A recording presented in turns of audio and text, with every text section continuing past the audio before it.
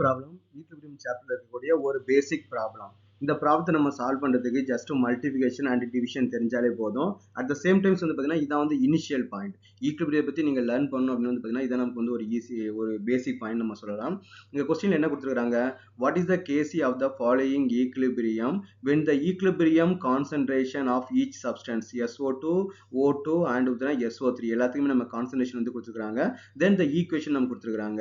நமக்கு ரொம்ப ரொம்ப முக்கியம், நம்ம கேசி கண்டுபிடிக்கணும். அதாவது கண்டுபிடிக்கணும் அப்படின்னு, அதாவது ஈக்குலிபிரியம் கான்ஸ்டன்ட் கண்டுபிடிக்கணும் அப்படின்னு பாத்தீங்கன்னா நமக்கு கான்சன்ட்ரேஷன் எதுல தேவை, ஈக்குலிபிரியம் அட்டைன் அப்புறம் இருக்கக்கூடிய கான்சன்ட்ரேஷன் நமக்கு வந்து தேவை. நம்ம ஈக்குலிபிரியம் சார்ட்ல ரெண்டு கான்சன்ட்ரேஷன் யூஸ் பண்ணுவோம். ஒன்னு இனிஷியல் கான்சன்ட்ரேஷன், இன்னொன்று வந்து ஈக்குலிபிரியம் கான்சன்ட்ரேஷன்.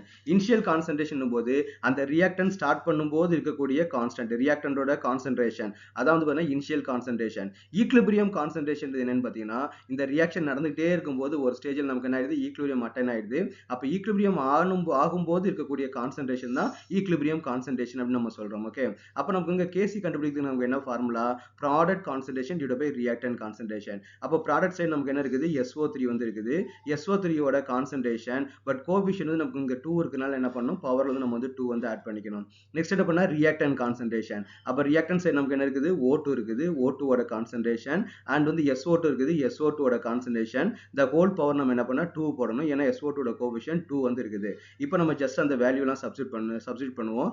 SO3 க்கு என்ன கொடுத்திருக்காங்க, 1.9 கொடுத்திருக்காங்க. அப்ப 1.9 the whole power 2 divided by ஆக்சிஜனுக்கு நம்ம என்ன கொடுத்திருக்காங்க, ஆக்சிஜனுக்கு 0.82 இன்ட்டு நெக்ஸ்ட் என்ன கொடுத்தாங்க, SO2 கான்சன்ட்ரேஷன் என்ன கொடுத்துருக்காங்க 0.6. அப்போ 0.6 the whole power 2 வந்து கொடுத்துருக்காங்க. ஃபர்ஸ்ட் நம்ம வந்து நியூமரேட்டரை சால்வ் பண்ணுவோம். நியூமரேட்டரை சிம்பிளிஃபை பண்ண நமக்கு என்ன கிடைக்கும், 1.9 மல்டிபிகேஷன் பண்ணும்போது நமக்கு என்ன கிடைக்குன்னா 3.61 வந்து கிடைக்குது. அப்புறம் வந்து டினாமினேட்டர் நம்ம சால்வ் பண்ணுவோம். 0.82 இன்ட்டு 0.6 into 0.6 நமக்கு என்ன கிடைக்கும், 0.36 கிடைக்கும் இல்லையா. 0.36 which is equal to 3.61 divided by which is equal to 0.2952 வந்து நமக்கு கிடைக்குது. இதை நம்ம சிம்பிளிஃபை பண்ணா,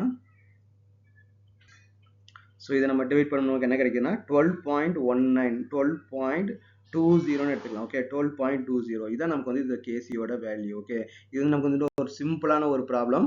இது வந்து நம்ம இதுலேருந்தே நம்ம வந்து ப்ராக்டிஸ் பண்ணாதான் நம்ம வந்து நல்லா அண்டர்ஸ்டாண்ட் பண்ணிக்க முடியும். அப்போ கேசினா என்ன, ஈக்குலிபிரியம் கான்சன்ட்ரேஷன் என்னன்றதை இந்த வீடியோ நம்ம தெரிஞ்சுக்கிட்டோம்.